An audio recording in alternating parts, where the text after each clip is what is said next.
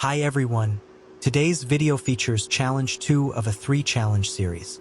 Challenge 2, Sort System. This operation is sorting metal and non-metal parts. Here is the system map. There is an photosensor which will activate the conveyor when detecting an object. An inductor sensor to determine whether the object is metal or non-metal.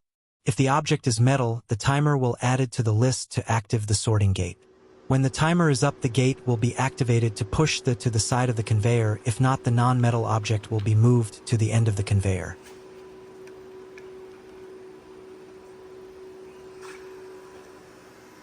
In this challenge, I need to record the travel time of the object from the moment it is detected until it reaches the end of the conveyor. This timing ensures that the conveyor remains active long enough for the object to exit completely. Additionally, I must record the time when a metal object is detected, set a timer to activate the sorting gate, and remove the timer from the list once the sorting action is completed.